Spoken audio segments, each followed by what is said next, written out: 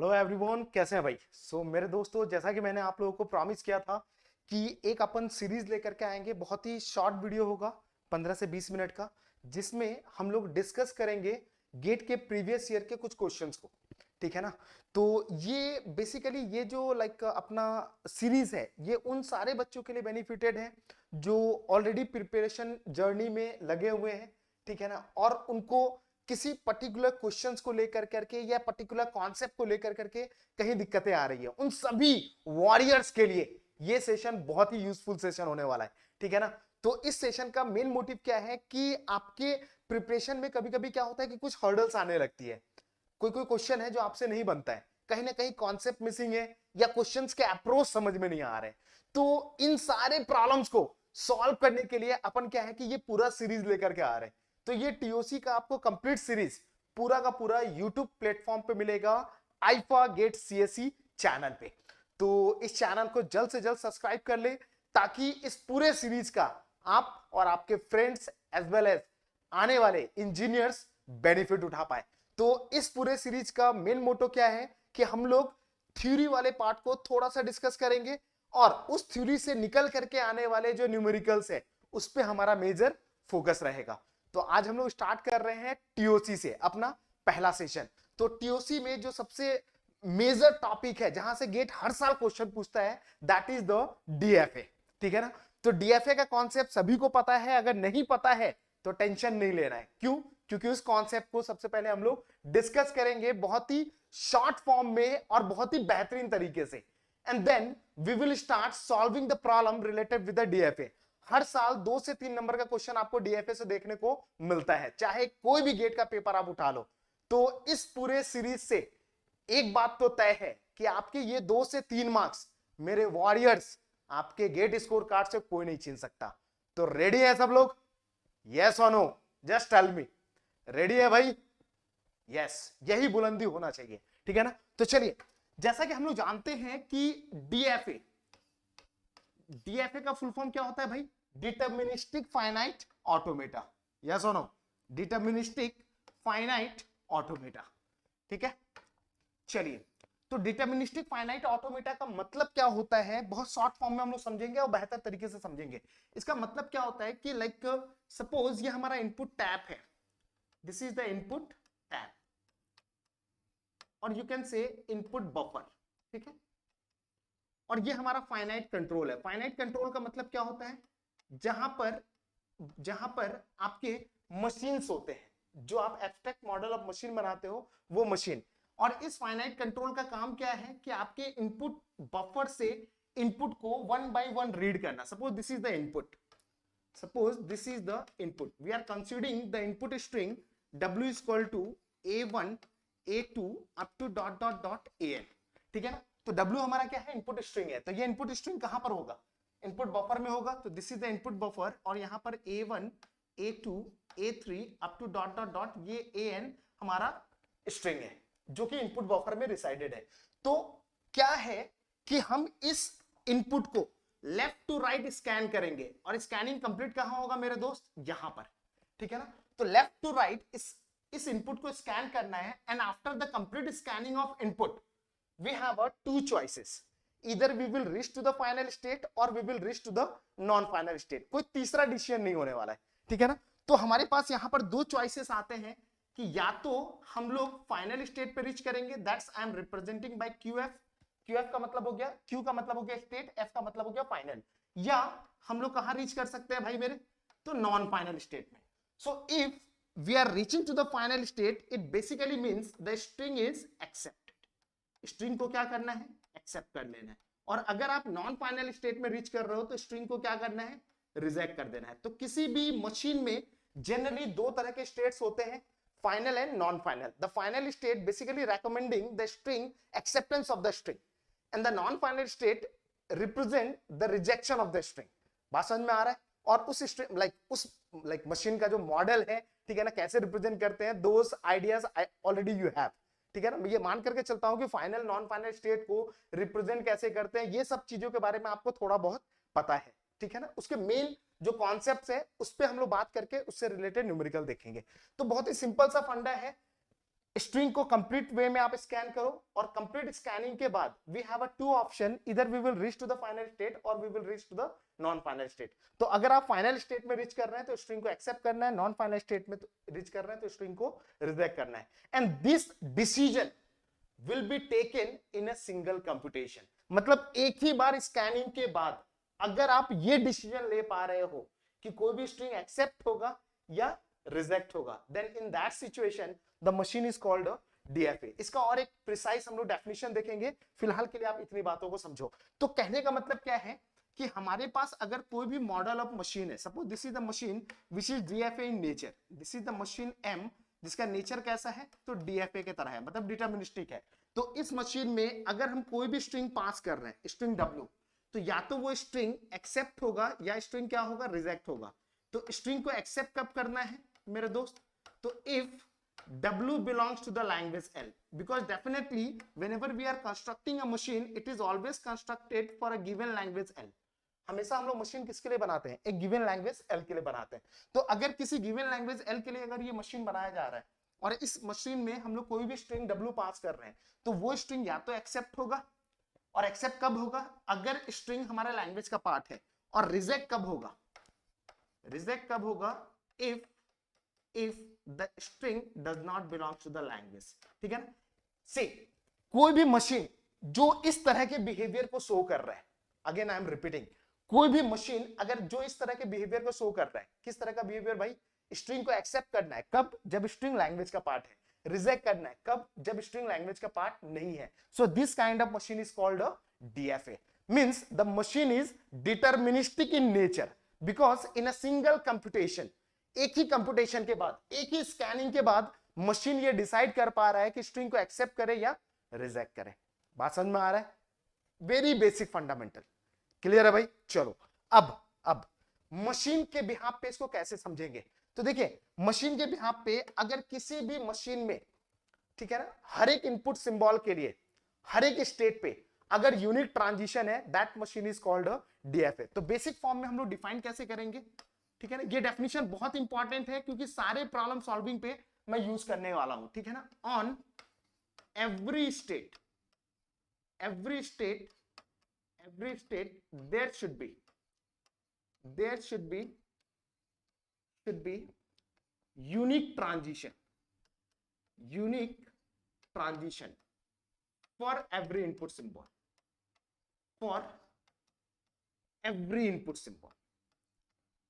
every input symbol। तो किसी भी मशीन में, ठीक है ना, मैंने यहां पर क्या बोला है कि हर एक स्टेट पे हर एक इनपुट सिंबल के लिए अगर यूनिक ट्रांजिशन होता है, that machine is called a DFA. For example, एक एग्जांपल देख लेते हैं, ठीक है ना। सपोज अगर मैंने ये मशीन लिया है, ठीक है ना, और हमारे पास इनपुट सिंबल में हम लोग क्या अज्यूम कर रहे हैं, we have a input symbol A as well as B, ठीक है, A as well as B.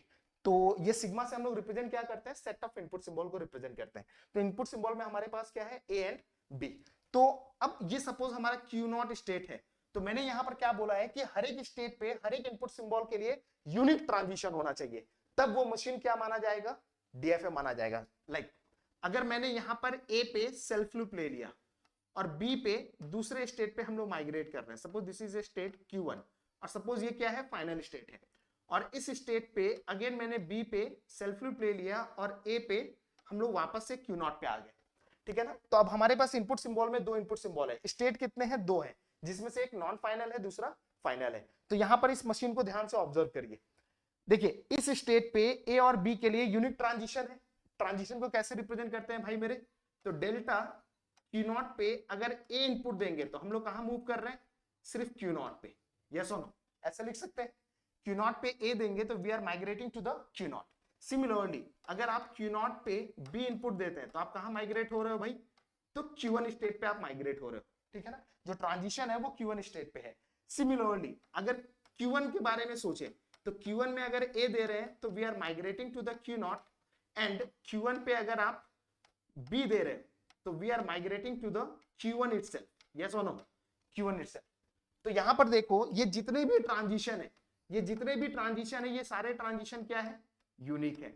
और हर एक स्टेट पे मैंने ए और बी के लिए इनपुट ट्रांजिशन चेक किया, Q0 स्टेट पे ए एंड बी के लिए इनपुट एग्जिस्ट कर रहा है, Q1 पे भी ए एंड बी के लिए इनपुट के लिए ट्रांजिशन एग्जिस्ट कर रहा है, और वो सारे ट्रांजिशन क्या है, यूनिक है। तो in that situation this machine will be called as DFA. इसको हम लोग क्या बोलेंगे, this is the DFA. Second example देखते हैं क्लैरिफाई करने के लिए, ठीक है ना। सपोज अगर हमारे पास एक इस तरह का मशीन दिया हुआ है, this is the another example, suppose this is the example 2, ठीक है ना। तो ये हमारा सपोज Q0 स्टेट है, ए पे यहाँ पर सेल्फ लूप है, बी पे हमारा यहाँ पर लाइक Q1 स्टेट पे जा रहा है, और इस Q1 स्टेट पे बी के लिए ट्रांजिशन है, लेकिन ए के लिए कोई ट्रांजिशन नहीं है, ठीक है ना। तो क्या ये मशीन हमारा डीएफए होगा, नहीं होगा, क्योंकि according to the definition of DFA what should be satisfied, हर एक स्टेट पे हर एक इनपुट के लिए ट्रांजिशन होना चाहिए, लेकिन यहां पर Q1 स्टेट पे इनपुट सिंबल ए के लिए कोई ट्रांजिशन नहीं है। आप इसको देख सकते हैं, ठीक है ना। Q1 स्टेट पे इनपुट सिंबल ए के लिए कोई ट्रांजिशन है क्या, नहीं है, this is empty, this is empty. So if such kind of thing is happening, so definitely this is not a DFA.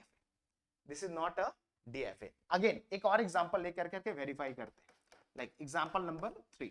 चलिए लाइक सी, अगर ये मेरा Q0 स्टेट है, और Q0 स्टेट पे अगर हम लोग A इनपुट ले रहे हैं, we are migrating to A as well as B, और यहाँ पर B इनपुट पे भी ट्रांजिशन है।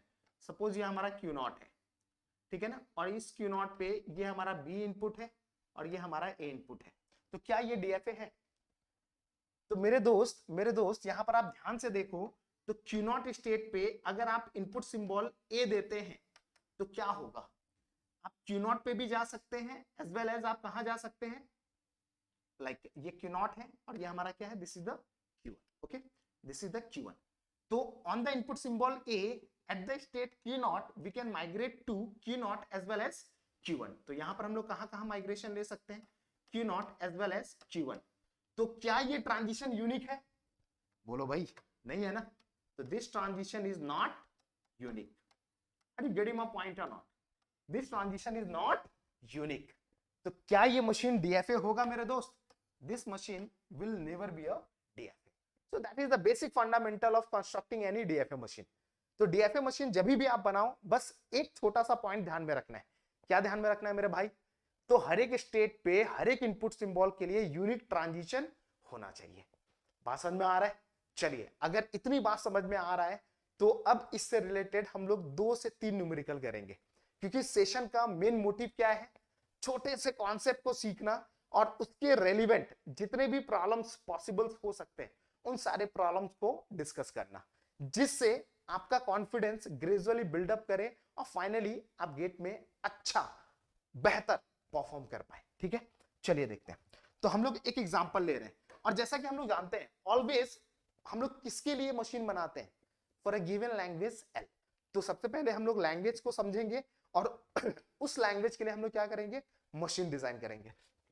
तो सपोज पहला एग्जांपल दिया हुआ है कि language L is equal to suppose given है, ठीक है ना, लाइक आप कुछ भी ले लो, ठीक है ना। Language L is equal to given है W belongs to AB whole star, where, बहुत सिंपल सा एग्जांपल मैं ले रहा हूं, mod of W mod 3 is equal to 0।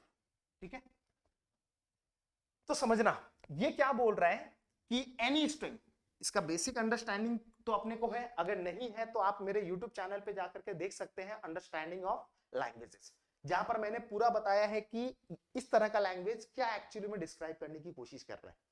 तो ऑलरेडी YouTube पे हमारा एक लेक्चर अवेलेबल है, आप वहां पर जाकर के देख सकते हैं अंडरस्टैंडिंग ऑफ लैंग्वेजेस, ठीक है, जो इंट्रोडक्शन वाले पार्ट में मैंने डिस्कस किया हुआ है। ठीक है, तो ये लैंग्वेज क्या इंडिकेट कर रहा है, W बिलोंग्स टू AB का whole star. What does it mean? Any strings with the combination AB का होल स्टार। अब इस पे कंडीशन क्या है, W पे कंडीशन क्या है, मॉड ऑफ W। मॉड का मतलब क्या होता है, इसका मतलब क्या होता है मेरे दोस्त, सभी को पता होगा, ठीक है ना। इसका मतलब होता है length of string, length of string W, yes और no, length of string W। जहां पर अगर स्ट्रिंग का लेंथ 3 से डिविजिबल है तो वो लैंग्वेज का पार्ट होगा। एनी स्ट्रिंग, कोई भी स्ट्रिंग जो AB के कॉम्बिनेशन से फॉर्म हो रहा है, उसका पूरा लेंथ अगर 3 से डिविजिबल है तो वो स्ट्रिंग हमारे लैंग्वेज का पार्ट होगा। फॉर एग्जाम्पल अगर यहाँ पर हम लोग स्ट्रिंग लेते हैं एप्सिलॉन, तो मेरे दोस्त हम सभी को पता है कि एप्सिलॉन का लेंथ कितना होता है 0। तो 0 क्या 3 से डिविजिबल होता है? होता है। तो of course epsilon will be the part of language. Similarly if you are considering A B A, तो ये एक मैंने स्ट्रिंग कंसीडर किया, तो इस स्ट्रिंग का लेंथ कितना है 3। 3 से डिविजिबल है? जरूर है। तो इसमें स्ट्रिंग क्या होगा ए बी ए। सिमिलरली क्या हो सकता है ट्रिपल ए। सिमिलरली क्या हो सकता है ए बी बी। इस तरह के सारे पॉसिबल स्ट्रिंग्स होंगे ना, ठीक है ना। तो ये 3 लेंथ के हो गए। क्या 4 लेंथ का स्ट्रिंग 3 से डिविजिबल है? क्या A double B A, this length is 4, क्या ये 3 से डिविजिबल है? नहीं है। तो क्या ये हमारे लैंग्वेज का पार्ट होगा? नहीं होगा। तो अल्टीमेटली हमारा मोटो क्या है? कोई भी स्ट्रिंग जो हमारे लैंग्वेज का पार्ट है वो एक्सेप्ट होना चाहिए हमारे मशीन से, जो भी हम लोग डिजाइन कर रहे हैं, और कोई भी स्ट्रिंग जो 3 से डिविजिबल नहीं है वो हमारे मशीन से रिजेक्ट होना चाहिए, ठीक है ना। So all these strings will be accepted and this string or this kind of string will get rejected. बहुत ही सिंपल है। चलिए मशीन कैसे बनाएंगे? हमारा प्राइमरी फोकस किस पे है? How to design a given machine. तो मशीन कैसे बनाएंगे मेरे दोस्त? तो मशीन बनाने के लिए आपको बेसिक फंडामेंटल अपना थोड़ा सा स्ट्रॉन्ग करना पड़ेगा, जो कि बहुत ही आसान है, ठीक है। तो बेसिक फंडामेंटल क्या बोलते हैं कि किसी भी नंबर x को अगर आप 3 से डिवाइड करते हो, मतलब मॉड ऑपरेशन करते हो, तो क्या क्या रिमाइंडर पॉसिबल है? 0 1 एंड 2। यस और नो? किसी भी नंबर x को अगर हम लोग 3 से डिवाइड करें तो 3 अलग अलग रिमाइंडर पॉसिबल है, जिसमें से अगर ये रिमाइंडर आता है तो आपको एक्सेप्ट करना है। यस और नो? आपको स्ट्रिंग को क्या करना है? एक्सेप्ट करना है। एक्सेप्ट कब होगा? जब आप फाइनल स्टेट पे रीच करते हैं। यस और नो? और अगर remainder value you are getting this इधर 1 और 2, तो आपको क्या करना है मेरे दोस्त? रिजेक्ट करना है। और कोई भी स्ट्रिंग रिजेक्ट कब होता है? जब आप नॉन फाइनल स्टेट पे रीच करते हैं। तो ऑब्वियस सी बात है, whatever the machine we are going to design, the machine will have a 3 number of state, ठीक है ना। एक स्टेट जो इसको रिप्रेजेंट कर रहा है, दूसरा स्टेट जो इसको रिप्रेजेंट कर रहा है, तीसरा स्टेट जो इसको रिप्रेजेंट कर रहा है, ठीक है ना। तो हम लोग इस तरह से 3 स्टेट बनाएंगे और स्टेट का नाम हम लोग क्या देंगे? R0, R1, R2। ये अपने कन्वीनियंट के लिए हम लोग नाम दे रहे हैं। ऐसा नहीं कि आप यही नाम दोगे, ठीक है ना। आप कुछ भी नाम ले सकते हो, ABC या Q0, Q1, Q2, बट हम लोग अपने कन्वीनियंट के लिए क्या कर रहे हैं कि R0 का मतलब हम लोग क्या समझ रहे हैं? Remainder state 0, remainder state 1, remainder state 2।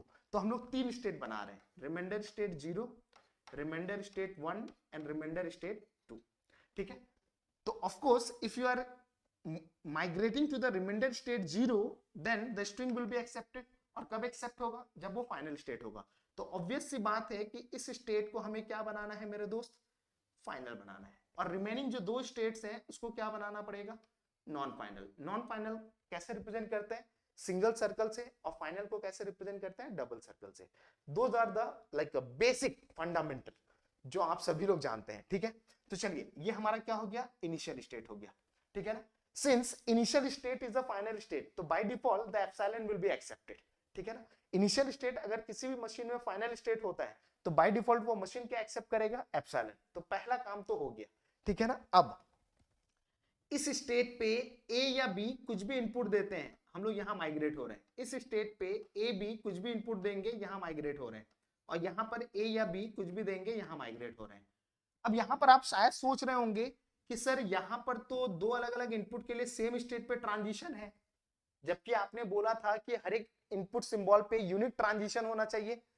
तो मेरे दोस्त हर एक इनपुट पे यूनिक ट्रांजिशन ही है। अगर आप ध्यान से देखो, 2 अलग अलग इनपुट पे सेम ट्रांजिशन हो सकता है, कोई फर्क नहीं पड़ता है, क्योंकि ट्रांजिशन फंक्शन हम लोग कैसे डिफाइन करते हैं? सी ओवर हियर, लाइक यहां पर स्टेट का नाम हमारा R0 है, तो R0 स्टेट में ए इनपुट दोगे तो आप कहां माइग्रेट हो रहे हैं? R1 पे। ये यूनिक है ना।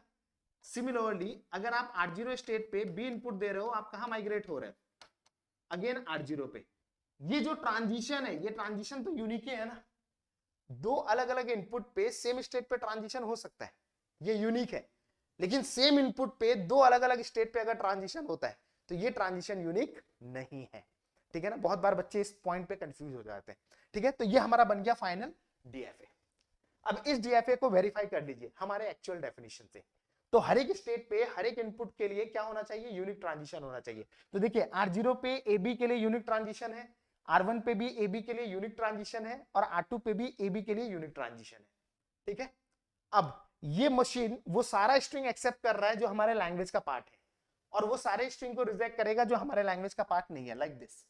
ठीक है ना, फॉर एग्जाम्पल अगर इस मशीन में हम लोग इनपुट सप्लाई करते हैं ए बी ए, तो देखिए ए बी ए एक्सेप्ट हो रहा है क्योंकि हम लोग फाइनल पे रीच कर गए। अगर आप देते हो ए डबल बी ए, ठीक है ना, ये तो एक्सेप्ट हो रहा है, देख करके लग रहा है, देखते हैं ये एक्सेप्ट हो रहा है कि नहीं। तो C A B B again A, so after the complete scanning of input हम लोग कहां रीच कर रहे हैं मेरे दोस्त, R1 स्टेट पे। ठीक है ना, और R1 स्टेट चूंकि हमारा नॉन फाइनल है तो ये स्ट्रिंग डेफिनेटली क्या होगा, रिजेक्ट होगा। सो एक बात जो बेसिक है हमेशा ध्यान में रखना है कि जब कभी भी आप किसी भी लैंग्वेज के लिए मशीन बनाते हैं तो उस मशीन को अलग अलग इनपुट पे वेरीफाई कर लीजिए कि आपका वो मशीन सही है या नहीं है, बहुत जरूरी है। जैसे कि आप सी प्रोग्रामिंग, किसी भी प्रॉब्लम के लिए जब आप सी प्रोग्रामिंग लिखते हो तो आप ये कभी भी नहीं बोलते कि मेरा प्रोग्राम एकदम एक्यूरेट है।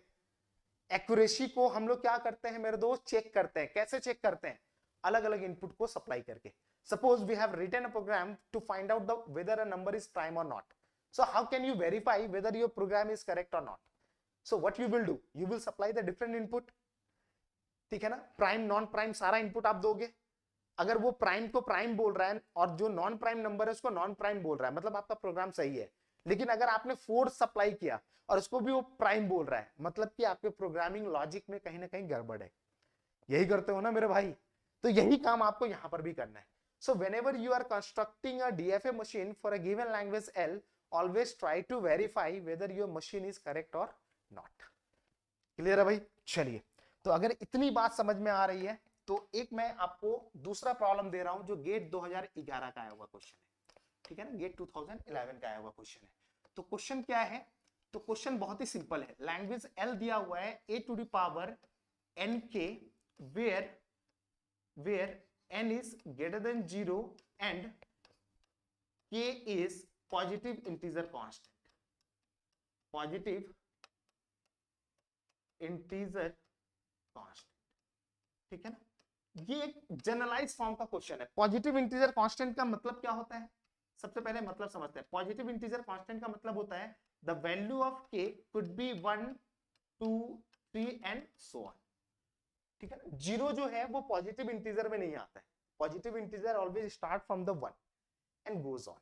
ठीक है, तो के का वैल्यू इसमें से कुछ भी हो सकता है। ठीक है, तो ये एक बहुत ही सिंपल सा न्यूमेरिकल है और ये जनरलाइज फॉर्म का न्यूमेरिकल है। ठीक है ना, जनरलाइज फॉर्म का न्यूमेरिकल है जहां पर के हमारा अननोन है, जो कि पॉजिटिव इंटीजर कांस्टेंट के फॉर्म में क्या किया हुआ है, डिफाइन किया हुआ है। तो इस तरह के प्रॉब्लम के बारे में कैसे सोचेंगे, तो चलिए देखते हैं। तो सी, अब चूंकि के अननोन है तो के अलग अलग वैल्यू पे हम लोग क्या करेंगे, लैंग्वेज के करस्पॉन्डिंग मशीन को बनाएंगे और उस अलग अलग मशीन्स के नेचर को समझते हुए हम लोग फाइनल इस लैंग्वेज के लिए नंबर ऑफ स्टेट्स को डिफाइन करेंगे। तो इसमें क्वेश्चन क्या पूछा गया था कि ये लैंग्वेज आपको गिवन है और इस लैंग्वेज में आपसे पूछा जा रहा है find minimum number of states, minimum number of states, जो भी आप डीएफए बना रहे हो। ठीक है ना, find the minimum number of states in DFA, in DFA accepting L, accepting. ठीक है, तो चलिए देखते हैं। तो यहां पर के क्या है, पॉजिटिव इंटीजर कांस्टेंट है। तो अलग अलग केस लेते हैं। सबसे पहला मैं केस ले रहा हूं, केस 1। केस 1 में हम लोग क्या एज्यूम कर रहे हैं कि इफ के का वैल्यू अगर हम लोग 1 लेते हैं तो लैंग्वेज कैसा दिखेगा। सपोज ये लैंग्वेज L1 है तो लैंग्वेज कैसा दिखेगा, तो यहां पर देखिए ए टू द पावर n, के का वैल्यू तो 1 है तो n इंटू 1 लिख सकते हैं, where n is greater than 0। क्या इसी लैंग्वेज को आप ऐसे लिख सकते हो क्या, a का power n where n is greater than equal to 1। भाई कभी भी ये वेरिएबल फ्रैक्शन में तो नहीं हो सकता है ना, लाइक 1.3 1.5 ऐसा नहीं, ये ऑलवेज इंटीजर होगा, ये अंडरस्टूड है। ठीक है ना, अब इस लैंग्वेज के लिए हमें क्या करना है मेरे दोस्त, डीएफए बनाना है। तो बहुत ही सिंपल है। तो इस लैंग्वेज में कौन कौन सा स्ट्रिंग बिलोंग कर रहा है, सिंगल ए स्क्वायर, ए का पावर 3 एंड सो ऑन, इस तरह के सेट ऑफ स्ट्रिंग बिलोंग करेंगे। और इस तरह के सेट ऑफ स्ट्रिंग को एक्सेप्ट करने के लिए जो हमारा मशीन बनेगा, कैसा बनेगा भाई मेरे, ठीक है ना, सिंगल ए लैंग्वेज का पार्ट है, एक्सेप्ट होना चाहिए, तो इसको मैंने फाइनल स्टेट बना दिया, ठीक है ना। उसके बाद डबल ए ट्रिपल ए सभी एक्सेप्ट हो रहे हैं, तो यहां पर मैंने क्या कर दिया, सेल्फ लूप ले लिया। क्लियर है भाई, ठीक है ना। तो आप यहां पर देखो, इस पर्टिकुलर स्टेट में ये फाइनल स्टेट है, और कोई भी इनपुट हम लोग यहां से सप्लाई करते हैं, तो सिंगल ए जब सप्लाई करेंगे तो ये एक्सेप्ट हो रहा है, ए स्क्वायर क्या एक्सेप्ट होगा, ऑफ कोर्स होगा ए ए का पावर 3 क्या एक्सेप्ट होगा, ऑफ कोर्स होगा ए ए ए एक्सेप्ट होगा। इसके बाद सारे के सारे स्ट्रिंग एक्सेप्ट होंगे, means for all these strings this is the reachable state जो कि फाइनल है। तो डेफिनेटली ये सारे स्ट्रिंग क्या होने वाले हैं, एक्सेप्ट होने वाले हैं। तो इस डीएफए में हम लोग क्या ऑब्जर्व कर रहे हैं कि नंबर ऑफ स्टेट्स कितने हैं मेरे भाई, नंबर ऑफ स्टेट्स आर 2। तो जब मैंने k का वैल्यू 1 लिया तो number of states corresponding DFA में कितने आ रहे हैं, 2 आ रहे हैं। Similarly change the value of k, case 2 लेते हैं, केस 2 लेते हैं। केस 2 में हम लोग क्या कर रहे हैं कि if the value of k is equal to 2 then how the language will look like, language कैसा दिखेगा, the language will look like a to the power n into 2 where n is greater than 0। इसी language को क्या हम लोग ऐसे लिख सकते हैं, a का power 2n where n is greater than equal to 1। अब इस लैंग्वेज में क्या क्या सेट ऑफ स्ट्रिंग जनरेट हो सकते हैं, सी अगर आपने n का वैल्यू 1 लिया तो क्या जनरेट होगा, a स्क्वायर, n का वैल्यू अगर आपने 2 लिया तो क्या जनरेट होगा, a का पावर 4, a का पावर 6 एंड सो ऑन। मतलब कि सारा का सारा इवन लेंथ का स्ट्रिंग जनरेट हो रहा है।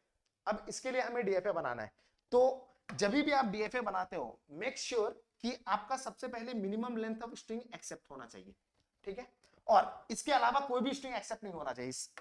ऑब्वियस सी बात है कि अगर आप मशीन में a का पावर 3 को पास कर रहे हैं तो ये एक्सेप्ट होगा क्या, नहीं होगा। क्यों नहीं होगा, क्योंकि ये स्ट्रिंग हमारे लैंग्वेज का पार्ट नहीं है। तो बेसिक फंडामेंटल क्या है कि any string which belongs to our language L should be accepted and any string which does not belongs to our language L should be rejected by the machine. This is the basic fundamental, ये दिमाग में रखना है, ठीक है ना। चलिए, तो अब इसके लिए जब आप मशीन डिजाइन करोगे, कैसे डिजाइन करोगे, तो हमारा पहला टारगेट क्या है, मिनिमम लेंथ ऑफ स्ट्रिंग को एक्सेप्ट करना। मिनिमम लेंथ ऑफ स्ट्रिंग क्या है, ए स्क्वायर। तो सिंगल ए जब हम लोग इनपुट देंगे तो क्या एक्सेप्ट होगा, नहीं होगा। तो एक्सेप्ट नहीं होगा, व्हाट डज इट मीन, ये हमारा नॉन फाइनल स्टेट होगा। सिंगल ए इनपुट पे हम लोग कहां जा रहे हैं, नॉन फाइनल पे। इसका मतलब है सिंगल ए क्या हो रहा है, क्या हो रहा है, रिजेक्ट हो रहा है। डबल ए जब आप सप्लाई करते हो तो डबल ए लैंग्वेज का पार्ट है, एक्सेप्ट होना चाहिए। कब एक्सेप्ट होगा, जब ये फाइनल स्टेट होगा, यस और नो। तो इस स्टेट पे अभी कौन एक्सेप्ट हुआ, ए स्क्वायर, ए स्क्वायर। इस स्टेट पे रिचेबिलिटी किसके कारण है, ए के कारण है। क्योंकि ये नॉन फाइनल है तो ये रिजेक्ट होंगे, और चूंकि ये फाइनल है तो ये एक्सेप्ट होंगे। अब ए स्क्वायर तो एक्सेप्ट हो गया, नेक्स्ट स्ट्रिंग क्या एक्सेप्ट कराना है, ए का पावर 4। तो यहां पर हम लोग क्या कर दिए, एक लूप क्रिएट कर दिए, ठीक है ना।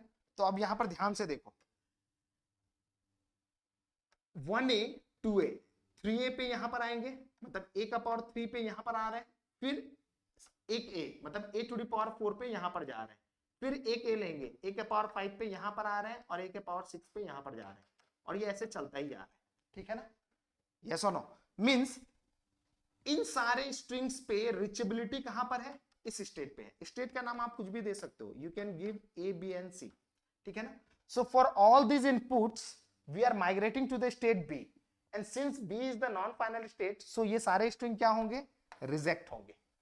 और for all these inputs we are migrating to the state C, और सी हमारा क्या है, फाइनल स्टेट है, तो ये सारा का सारा स्ट्रिंग क्या होगा, यस और नो। तो इस मशीन में मेरे भाई टोटल नंबर ऑफ स्टेट्स कितने देखने को मिल रहे हैं, तो total number of states are 3। Similarly what you have to do, you have to take the case 3। ये आपको खुद से करना है, ये आपको खुद से करना है कि if the value of k equal to 3, तो लैंग्वेज हमारा L3 क्या होगा मेरे भाई, तो लैंग्वेज L3 हो जाएगा a का power 3n where n is greater than equal to 1। तो सेट ऑफ स्ट्रिंग्स क्या आएंगे, a का पावर 3, a का पावर 6, a का power 9 and so on, yes और नो। और जब आप इसके लिए मशीन बनाओगे, जो आपको ट्राई करना है, तो you will observe for this language the corresponding DFA will have a states 4, minimum number of state 4।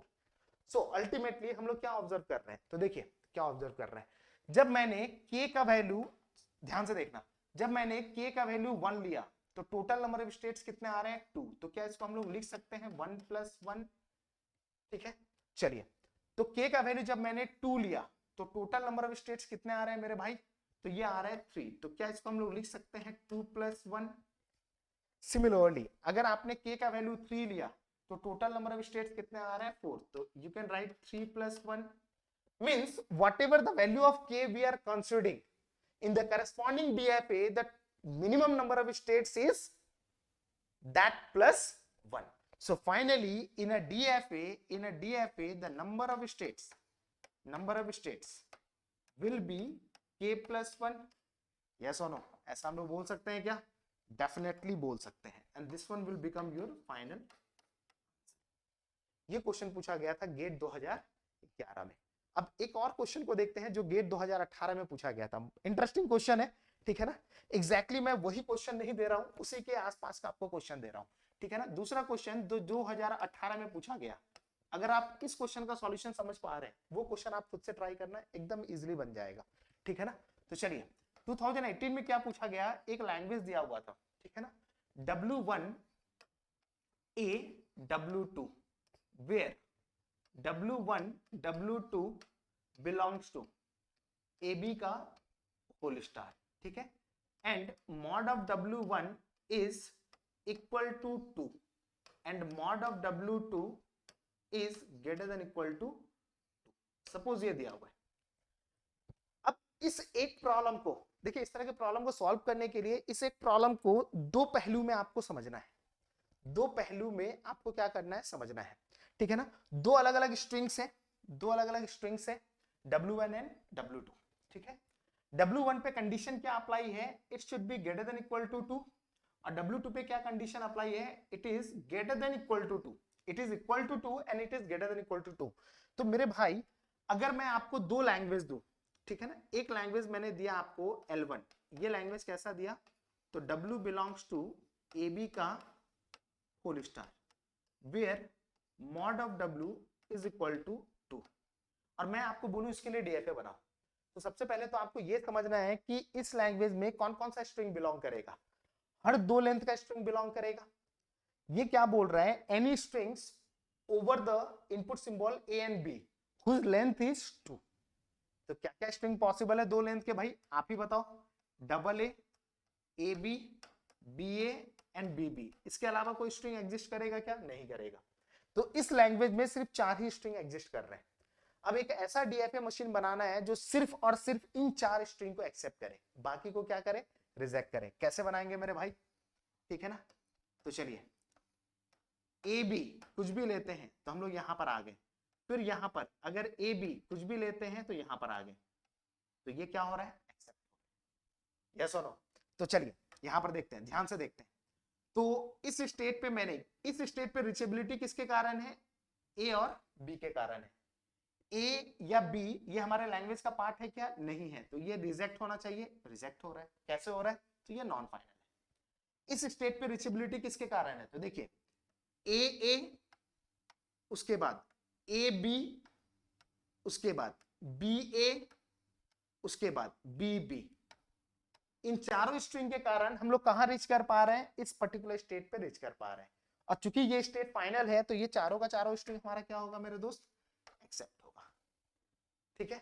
लेकिन क्या ये मेरा DFA है, ध्यान से बताओ, सोच करके बताओ, क्या ये DFA है, बोलो भाई, DFA नहीं है। क्यों नहीं है, क्योंकि DFA का डेफिनेशन क्या है, हर एक स्टेट पे हर एक इनपुट सिंबल के लिए यूनिक ट्रांजिशन होना चाहिए। तो चलिए स्टेट A पे AB के लिए यूनिक ट्रांजिशन है, स्टेट B पे भी AB के लिए यूनिक ट्रांजिशन है, और suppose this is the state C, इस पे कोई ट्रांजिशन है क्या, नहीं है।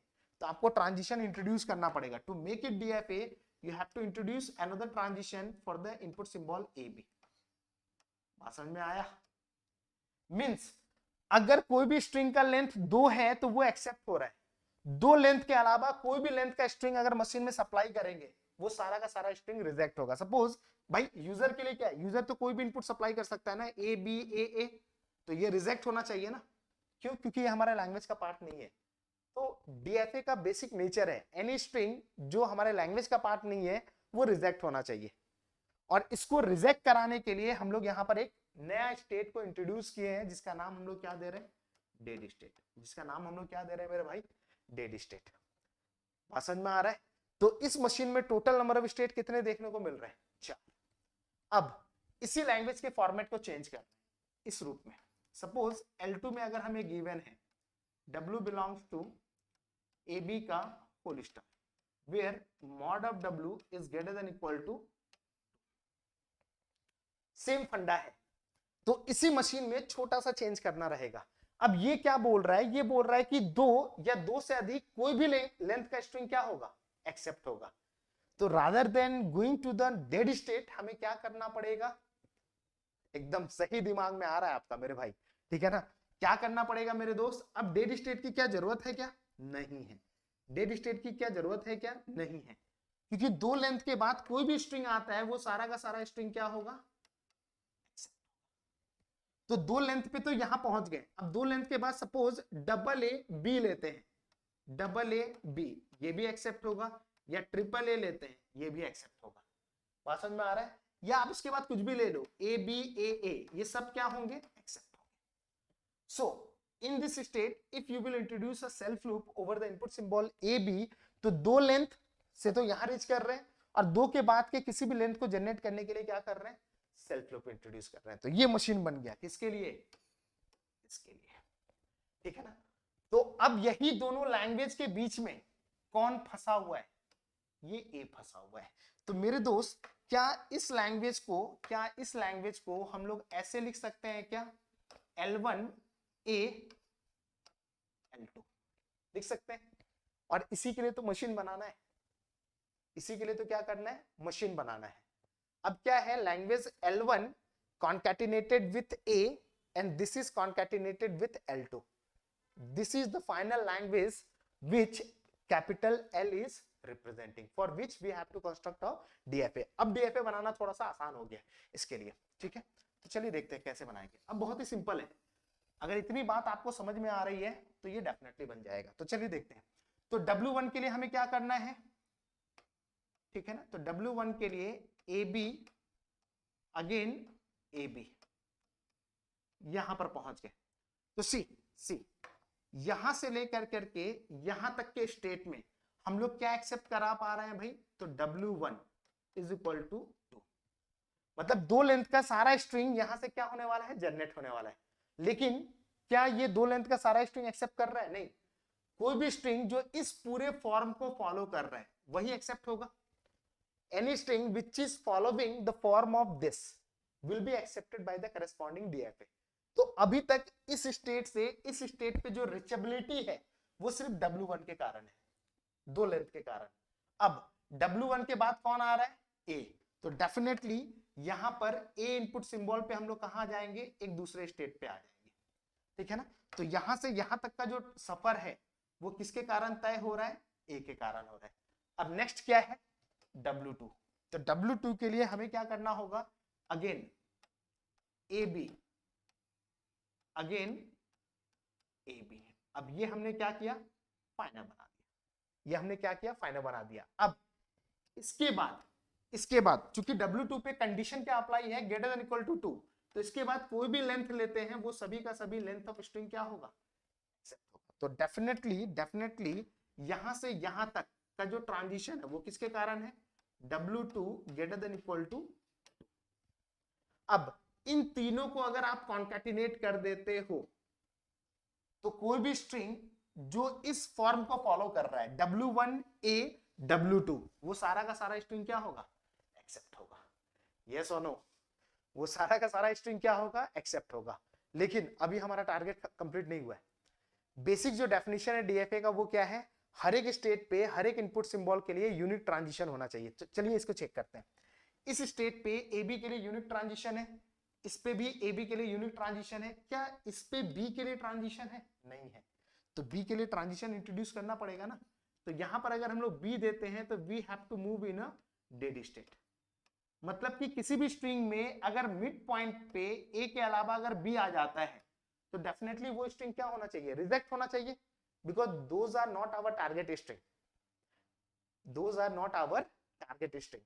तो बी इनपुट पे ये हम लोग क्या इंट्रोड्यूस कर रहे हैं, नॉन फाइनल, जिसको डेड स्टेट भी आप बोल सकते हो, ठीक है ना, जिसके कारण स्ट्रिंग क्या हो रहा है, रिजेक्ट हो रहा है, ठीक है ना। तो this is A comma B. Again इस स्टेट पे ए बी के लिए यूनिट ट्रांजिशन है, यहां पर भी है और यहां पर भी है। Now it is a complete DFA, now it is a complete DFA. और इस कंप्लीट डीएफए में टोटल नंबर ऑफ स्टेट, जिसको मिनिमम नंबर ऑफ स्टेट भी आप बोल सकते हो, कितना है भाई, तो 1 2 3 4 5 6 7 टोटल नंबर, और मिनिमम नंबर ऑफ स्टेट्स कितने आ रहे हैं, सो 7 will be the right answer. तो ये 2018 में पूछा गया था एंटी टाइप क्वेश्चन में, anti means numeric type question में, ठीक है ना, न्यूमेरिक टाइप क्वेश्चन में, जिसका आंसर क्या होना चाहिए, 7। एग्जैक्टली ये क्वेश्चन नहीं है, क्वेश्चन में वहां पर थोड़ा सा आपको चेंजेस मिलेगा, जहां पर आपको W2 दिया हुआ था ग्रेटर देन इक्वल टू 3। तो मेरे दोस्त जब आप इसके लिए बना सकते हो तो इसके लिए भी बना सकते हो ना, एक्चुअल क्वेश्चन के लिए। मजा आया? तो ये पूरा सीरीज, ठीक है ना, आज ये पहला लेक्चर है, ठीक है ना, पूरे दिल से पढ़ा रहा हूं मेरे भाई, ठीक है ना। ज्यादा से ज्यादा वीडियो को शेयर करिए, सब्सक्राइब करना मत भूलिएगा, और ये पूरा सीरीज इसी मोटिवेशन के साथ आपके यूट्यूब प्लेटफॉर्म पे फ्री ऑफ कॉस्ट आपको मिलने वाला है, ठीक है। तो जैसा कि आप सभी लोग जानते हैं कि हम लोगों ने अभी रिसेंटली अपना ऐप लॉन्च किया है टर्निंग पॉइंट के नाम से, जिसका डिस्क्रिप्शन आपको इस वीडियो के लिंक पे मिल जाएगा। तो अगर आप गेट का प्रिपरेशन करना चाहते हैं तो जो आपकी फीस है सब्जेक्ट वाइज वो इतना कम है कि यार दुनिया का कोई भी बच्चा अफोर्ड कर सकता है। ये नहीं बोल सकता है कि सर मैं बहुत गरीब हूं, क्योंकि यहां पर गरीबी नाम का जो चीज है वो पूरा का पूरा हम लोगों ने खत्म कर दिया है। 200 only 200 for the subject wise course. तो आप किसी भी सब्जेक्ट को किसी भी टाइम पे हमारे टर्निंग पॉइंट ऐप पे जाकर करके सब्सक्राइब कर सकते हैं, जिसकी प्राइस है ओनली 200। अगर कोई भी दिक्कतें आ रही है तो हमारे टेलीग्राम चैनल का भी आपको लिंक दिया गया है डिस्क्रिप्शन बॉक्स पे, आप वहां से मेरे से कभी भी कांटेक्ट कर सकते हैं। कोई भी प्रॉब्लम हो, कोई भी समस्याएं हो, आप मेरे से कभी भी किसी भी वक्त आप मेरे से कांटेक्ट कर सकते हैं, चाहे आपके एडमिशन के रिगार्डिंग हो, चाहे प्रिपरेशन के रिगार्डिंग हो, चाहे किसी vacancy, interview, whatever it is, ठीक है ना। Always feel free to ask any question, okay, because you are my warriors, okay. So bye, जय हिंद।